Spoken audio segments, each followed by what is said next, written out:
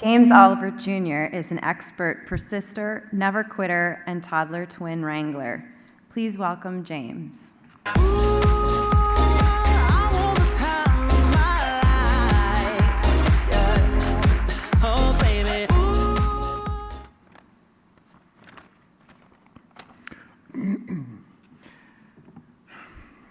After Eric Garner, what am I supposed to tell my son?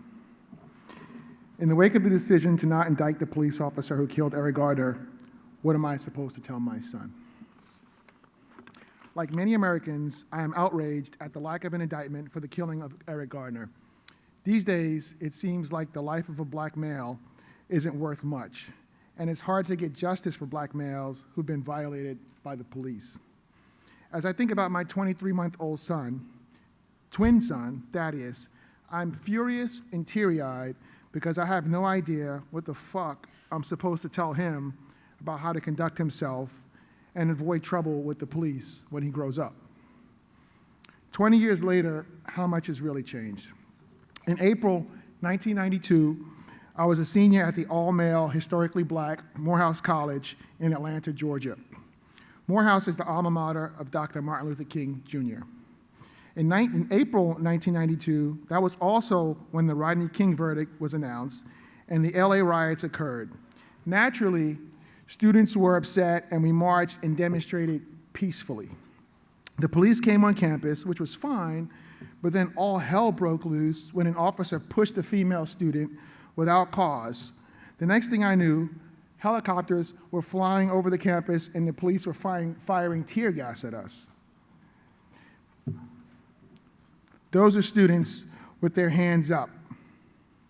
After the Rodney King verdict and our clash with the police, I remember thinking it was hard for black American males to get justice in America and be treated fairly. Flash forward 3 months after I graduated from Morehouse College with honors, and I'm home in Brooklyn, New York, to visit my family before starting my full-time job as a new member of the audit staff of the CPA firm Deloitte & Touche. I was driving my new car with my brother and his best friend when a police car passed in the opposite direction. In the rearview mirror, I saw the police make a U-turn. I knew it was going to be trouble. I wasn't speeding or breaking any laws, but the cops pulled us over anyway. They made each one of us get out of the car and frisked us. Then one officer pulled his spare revolver from under the back seat of my car and said, "What have we here?" as if the gun were mine. I was livid. I filed a complaint with the local police precinct, but of course, nothing happened. What do I tell my son? When I heard the Eric Garner decision today, it reminded me of the experiences 20 years ago. It made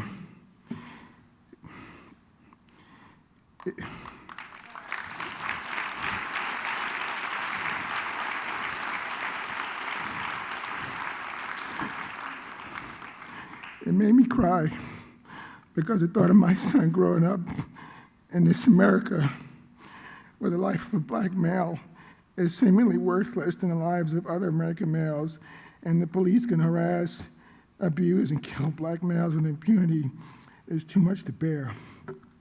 I feel completely powerless, and I have no idea what to do. So maybe you, the reader, have some advice for me. What do I tell my son about how to conduct himself as a young man to not be harassed by the police? What do I tell my son about how to not get beaten by the police?